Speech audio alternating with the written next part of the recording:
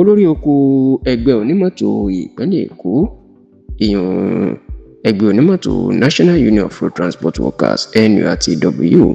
ìyọ̀n Alhaji Mustapha Adékúnlé ẹni tí ó gbáyé mọ̀ sí Tafa Sego tàbí Mustapha Sego ó máa ti sọ̀rọ̀ lórí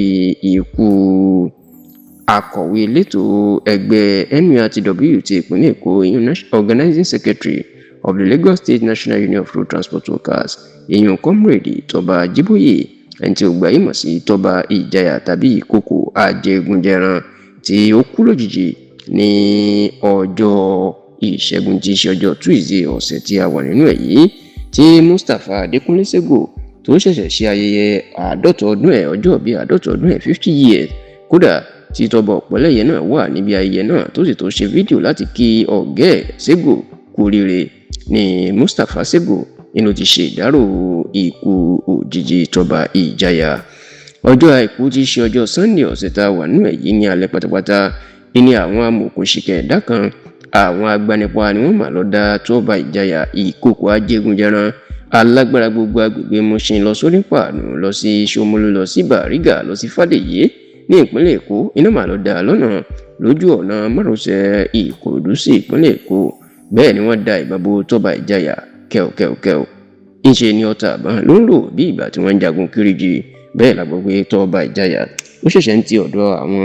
ọ̀rẹ́ kan bọ̀ lágbègbè Fàdèyí ni òun àtàwọn bíi mẹ́ta kan náà sì wà nù mọ́tò kan tó ṣínà àbá fún wọn láti alẹ́ pátápátá ọjọ́ Sunday yìí ẹni Tọ́ba Ìjayà ẹni ó ti ń jà láti du ẹ̀mí ẹ̀ ní ilé ìwòsàn tí wọ́n gbé lọ ṣùgbọ́n ṣe àti àwọn dókítà ní láti gbìyànjú ìwòsàn ọwọ́ aláwùrábí ìlówà o níṣe ni ẹlẹ́mìí gbà lára Tọ́ba Ìjayà tí gbajúgbajà alágbára náà tó sì sùn ní ọjọ́ Ìṣẹ́gun tí í ṣe ọjọ́ Tuesday ọ̀sẹ̀ tá a wà nínú ẹ̀ yìí ẹni tó tiẹ̀ kọ́kọ́ kéde ikú ẹ̀ náà ni Mustapha Sego olórí gbogbo onímọ́tò ìpínlẹ̀ Èkó nínú ọ̀rọ̀ tó sì fi síta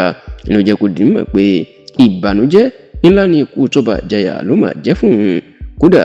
ó jẹ́ kó di mímọ̀ pé tí wọ́n bá ń sọ àwọn tí wọ́n ṣe fọkàn tán tó ṣe fi ara gbé tó ń gbọ́kànlé púpọ̀ ó ní Tọ́ba Ìjayà wà ní ara ẹ̀ tó sì jẹ́ kó di mímọ̀ wípé àwọn ò ní gbàgbé ẹ̀ títí láé èdè òyìnbó ni Mustapha Adékúnlé fi kọ ọ̀rọ̀ tí a tú yìí bẹ́ẹ̀ ló kọ báyìí pé the news of the sudden passing of Comrade Tọ́ba Jíbóyè has left me deeply saddened and heartbroken. It is difficult to come to terms with the loss of such a loyal, dependable and committed ally. Comrade Tọ́ba Jíbóyè was more than an ally. He was a trusted friend, a man of steadfast loyalty and unwavering commitment, and a true pillar of Team Sego and Sego Nation. His friendship, unwavering support, and selfless dedication to the union over the years will forever remain etched in my heart.